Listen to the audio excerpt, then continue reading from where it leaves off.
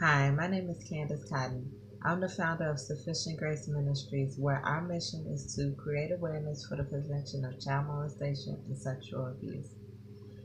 Today, I wanted to talk about what to look for if you suspect a child in your life has been abused. Last week, I spoke on warning signs that you may have if you suspect a young child in your life has been abused.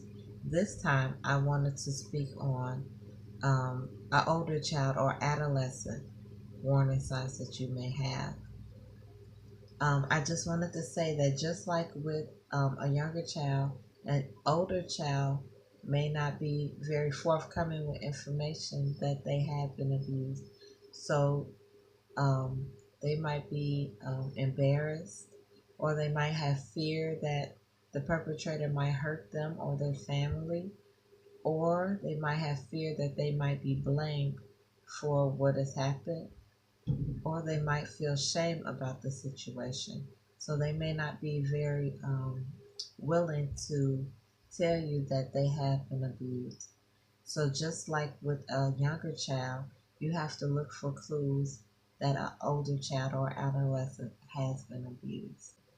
Some things to look for is whether or not a child has sleeping issues, they have trouble sleeping, or they have nightmares, or they're suddenly having behavior problems at school or at home. Another thing to look for is whether or not a child eating habits has changed, or they may be withdrawn and not have fun or with activities that they once loved. They might feel an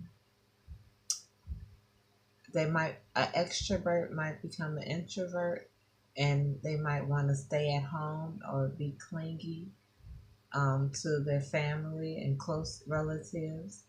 They may not want to go around a certain person, just like um, with younger children, or a once happy and joyful child may turn angry and lash out at others.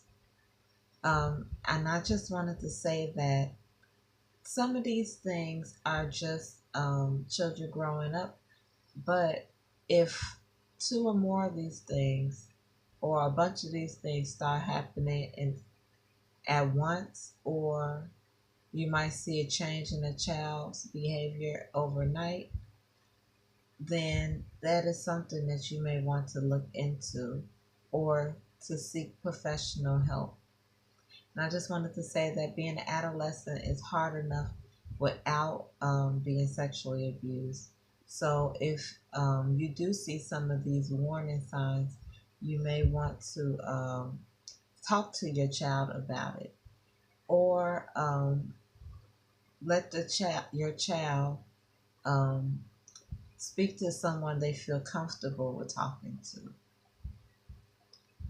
I know sometimes children are embarrassed to speak to their parents about certain situations, so it's good to have someone that a child can speak to about things, and the person is close enough to you that they report back to you everything they find out from your child.